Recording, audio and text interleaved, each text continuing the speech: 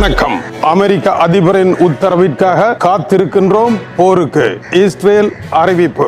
அமெரிக்காவினுடைய தூதராலயங்கள் மத்திய கிழக்கில் உடனடியாக வெளியேறுவதற்கு தயாராக இருங்கள், பெரும்போர் வருகின்றது என்று தன்னுடைய நாட்டு பிரஜைகளுக்கு தூதரகம் மூலமாக அமெரிக்கா அறிவிப்பு. காசா சிட்டியில் பொதுமக்கள் தோண்டி எடுத்ததில் 112 சடலங்கள் வெளிவந்திருக்கின்றன.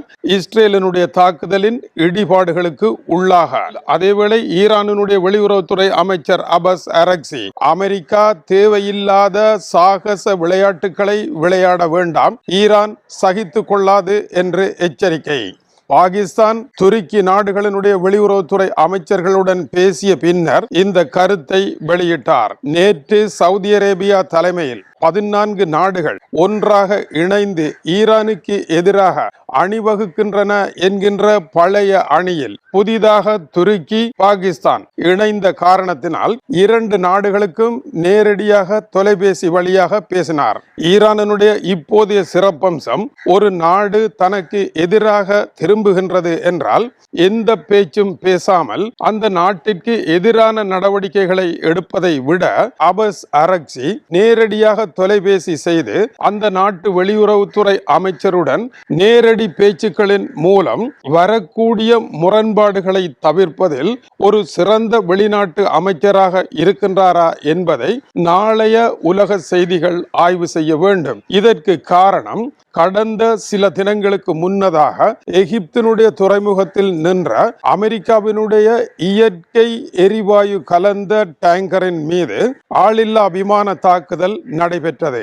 இந்த தாக்குதலை பின்னால் இருந்து எகிப்தில் இருந்து தொழில்படுகின்ற ஆயுத குழு மூலமாக தாக்குதலை நடத்தியதாக கூறப்பட்டது. இப்பொழுது எகிப்து தங்களுடைய நண்பன் என்றும், எகிப்தின் மீது ஈரான் எந்த தாக்குதலும் நடத்தாது என்றும், இஸ்ரேல் பின்னணியில் இருந்து எல்லாவற்றையும் குழப்பி அடிப்பதற்கான வேலைகளை செய்திருப்பதாக தான் சந்தேகிப்பதாகவும், இந்த தாக்குதலுக்கும் ஈரானுக்கும் தொடர்பே கிடையாது என்று எகிப்தினுடைய வெளியுறவுத்துறை அமைச்சருக்கு அவர் எடுத்துரைத்திருக்கின்றார்.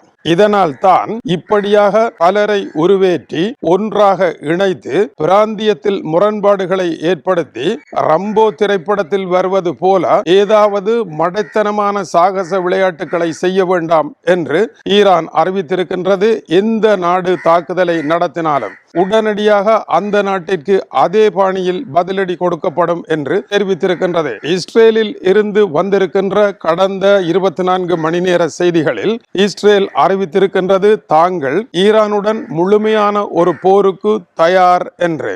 முழுமையான போருக்கு நீங்கள் ஏன் தயாராக வேண்டும்? டொனால்ட் ட்ரம்ப் தான் உங்களை அழைக்கவில்லை, உங்களுடன் பேசவில்லை. காசா பிரச்சனையில் டொனால்ட் ட்ரம்புடன் நீங்கள் இணங்கி எதற்கும் வரவில்லை. பின்னர் எதற்காக வரப்போகின்றீர்கள் என்பதற்கு அமெரிக்கா நேரடியாக ஈரானுடன் பெரும் போர் ஒன்றை ஆரம்பிக்குமாக இருந்தால் ஈரான் இஸ்ரேல் மீது தாக்குதலை நடத்தும். அப்படி தாக்குதலை நடத்துமாக இருந்தால் இஸ்ரேல் அமைதியாக இருக்க முடியாது. அமெரிக்கா அழைக்காமலே இஸ்ரேலை ஈரான் போர்க்குளத்தில் வீழ்த்திவிடும். எனவே 24 மணி நேரமும் இஸ்ரேல் தயாராக இருப்பதாகவும் போருக்கு தாங்கள் தயார் என்றும் அறிவித்திருக்கின்றார்கள். இஸ்ரேல் பிராந்தியத்தில் இருக்கின்ற சிறு சிறு படை குழுக்கள் இஸ்ரேலின் மீது தாக்குதல் நடத்தினால் பாரிய தாக்குதல்களுக்கு தாங்கள் தயார் என்றும் அறிவித்திருக்கின்றார்கள். இஸ்ரேலினுடைய நிலைப்பாடு இப்படி இருக்க, டொனால்ட் ட்ரம்ப் இஸ்ரேலை அழைப்பாரா? நான் அழைத்தால் 2 நிமிடங்களில் இஸ்ரேல் வரும் என்றும், பெரும் போர் ஒன்றுக்கு தயாராகுங்கள் என்றும் அமெரிக்க அதிபர் அறிவித்திருக்கின்றார். அதை தொடர்ந்து பக்தாத்தில் இருக்கின்ற தூதராலயம், எருசலேத்தில் இருக்கின்ற அமெரிக்க தூதராலயம், ஓமானில் இருக்கின்ற தூதராலயம், ஜோர்டானில் இருக்கின்ற தூதராலயம், அப்பகுதியில் இருக்கும் அமெரிக்கர்களை அந்த நாடுகளை விட்டு வெளியேறும்படி அமெரிக்கா உத்தரவை பிறப்பித்திருக்கின்றது. எதற்காக வெளியேற வேண்டும்? இந்த போர் வெடிக்குமாக இருந்தால் இந்த நாடுகளில் வான் பரப்பு நிறுத்தப்படும், சர்வதேச விமான சேவைகள் நின்று போகும். அதன் பின்னர் அங்கிருந்து நீங்கள் வெளியே வர முடியாத சூழல் ஏற்படும். கூடு கலைந்தது போல எல்லாமே கலைந்து போகக்கூடிய ஒரு சூழல் வரமாட்டாது என்று கூறுவதற்கு எதுவும் இல்லை. ஆகவே எச்சரிக்கை என்று கூறியிருக்கின்றது. இந்த இடத்தில் காசா சிட்டி இஸ்ரேலினால் படுமோசமான தாக்குதலை சந்தித்த காசாவினுடைய இந்த சிட்டியின் இடிபாடுகளை இப்பொழுது மக்கள் தோண்ட ஆரம்பிக்கின்றார்கள். 112 உடலங்கள் இப்பொழுது மீட்கப்பட்டிருக்கின்றன.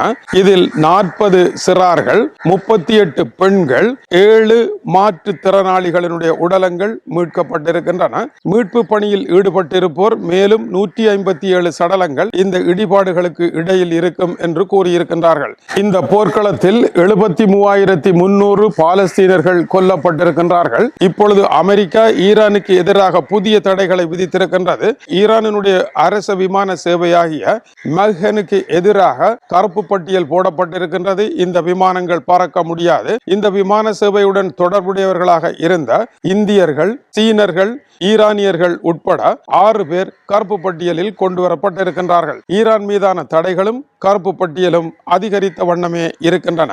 இந்த இடத்தில் மெஹ்தாஸ் ரோசானி என்ற நபர், இவர் டென்மார்க்கினுடைய குடியுரிமையும் ஈரானினுடைய குடியுரிமையும் பெற்றவர். ஈரானினுடைய அயதுல்லா அலி காமானியினுடைய அரசுக்கு சார்பாக இருப்பவர். அயதுல்லா அலி காமானியினுடைய இறுதி நிகழ்விற்கு சென்றவர். இவர் உடல் பயிற்சி செய்கின்ற ஒரு பாடி பில்டர். எனவே டென்மார்க்கில் இருந்து ஈரானிய அரசுக்கு எதிரான கருத்துக்களை பேசுபவர்களுடைய தகவல்களை ஈரானினுடைய அரசுக்கு வழங்குகின்றார் என்றும், இவர்களினுடைய குடும்பத்தினர் ஈரானில் இருப்பவர்கள் மீது நடவடிக்கை எடுக்க தூண்டுகின்றார் என்றும், வழக்குகள் முன்னெடுக்கப்படுகின்றன என்றும் இவர் டென்மார்க்கில் இருந்து மிரட்டல் செய்து வருகின்றார். இவர் நிதி திரட்டுவதாகவும் கூறப்படுகின்றது. இவருடைய நிதி திரட்டுதல் என்பது இவருடைய சொந்த நிறுவனத்தின் நிதியோடு சேர்க்கப்படுகின்றதா என்கின்ற சந்தேகமும் இருப்பதாக பெர்லின்ஸ்க பத்திரிகை எழுதுகின்றது.